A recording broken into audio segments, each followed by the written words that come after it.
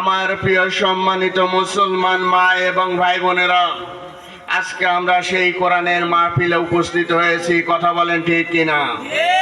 এই কোরআনের আলোচনা যেখানে হয় সেইখানে রহমতের ফেরেশতার হাজির হয়। চিল্লা বলেন সুবহানাল্লাহ।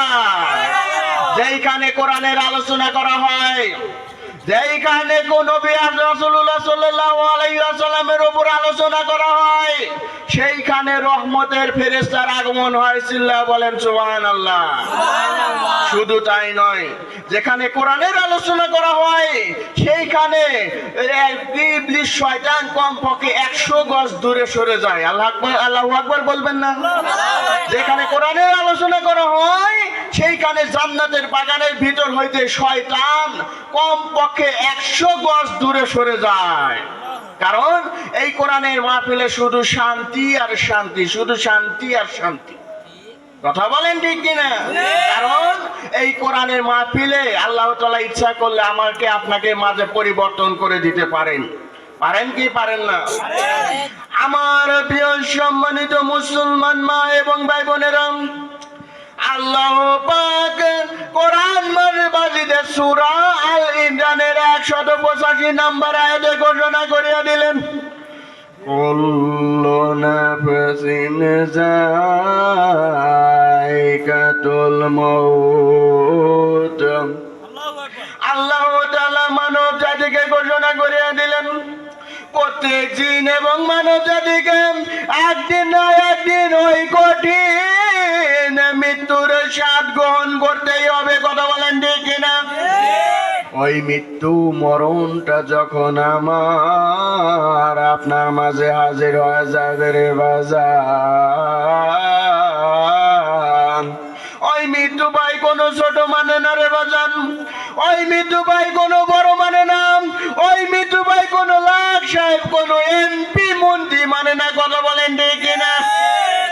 ওই মৃত্যু যদি এমপি কোটিপতি মানত রে বাজান, আজরাইল আলাইহিস সালামকে আমি 10 লক্ষ টাকা দিয়ে ঘুষ দিয়ে বলতে পারতাম, রে আজরাইল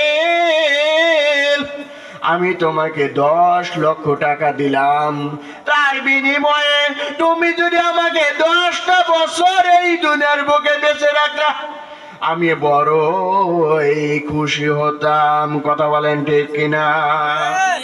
টাকা দিয়ে আপনি বড় বড় চাকরি পাইতে পারেন, টাকা দিয়ে আপনি বড় বড় নেতা হইতে পারেন, টাকা দিয়ে আপনি বড় বড় সম্পদের মালিক হইতে পারেন রে বাজান, কিন্তু টাকা দিয়ে আপনি কখনো আজরাইল আলাইহিস সালামের কাছ থেকে 1 সেকেন্ডের জন্য রেহাই পেতে পারেন না। কথা বলেন ঠিক কিনা? এই কারণে আমাদের সবাইকে ওই মরণের জন্য প্রিপারেশন নেওয়া দরকার। আছে কি নাই? যার প্রিপারেশন মরণের জন্য থাকবে, কাল কিয়ামতের মাঠে আল্লাহ তাআলা তার হিসাব নিকাশ অত্যন্ত সহজ করিয়া দিবেন। চিল্লা বলেন সুবহানাল্লাহ। কারণ এই দুনিয়ার বুকে ভালোভাবে লেখাপড়া না করলে কিন্তু ভালো ছাত্র হওয়া যায় না। কথা বলেন ঠিক কিনা? এই দুনিয়ার বুকে ভালোভাবে লেখাপড়া না করলে ভালো ছাত্র হওয়া যায় না, আর ভালো ছাত্র না হইলে ভালো কোনো চাকরি পাওয়া যায় না। কথা বলেন ঠিক কিনা? এমনই ভাবে আমার আপনার প্রিপারেশন যদি মৃত্যুর সাথে জন্য না হয়, ওই মৃত্যুর জন্য আমার আপনার প্রিপারেশনটা যদি না নিয়ে যায়, মৃত্যুর সময় মরণের সময় আমার আপনার ভিতর ওই আজরাইল আলাইহিস সালাম বিভিন্ন আযাব গজবের ফেরেশতা এনে আমার আপনার রূহটা নিয়ে যাবে। কথা বলেন ঠিক কিনা? আর আমার আপনার ভিতর যদি ঈমান থাকে, আমার আপনার ভিতর যদি কোরআন থাকে, আমার আপনার ভিতর যদি আল্লাহর ভয় থাকে, আমার আপনার ভিতর যদি নবী রাসূলুল্লাহ সাল্লাল্লাহু আলাইহি ওয়াসাল্লামের সুন্নাত থাকে, কাল কিয়ামতের মাঠে আল্লাহ তাআলা আমাকে আপনাকে নেককার ফেরেশতা এনে আমার আপনার রূহটা নিয়ে যাবে। চিল্লা বলেন সুবহানাল্লাহ। সেই নেককার ফেরেশতা চাই তো আমরা ইনশাআল্লাহ। আমরা কারা কারা চাই দুহাত তুলে দেখান তো। লিল্লাহি তাকবীর, আল্লাহু আকবার, লিল্লাহি তাকবীর, আল্লাহু আকবার। কোরআন আছে যেখানে আমরা আছি কোরআন আছে যেখানে কোরআন নাই যেখানে কোরআন নাই যেখানে লিল্লাহে তাকবীর। আমার প্রিয় সম্মানিত মুসলমান মা এবং ভাই বোনেরা রে,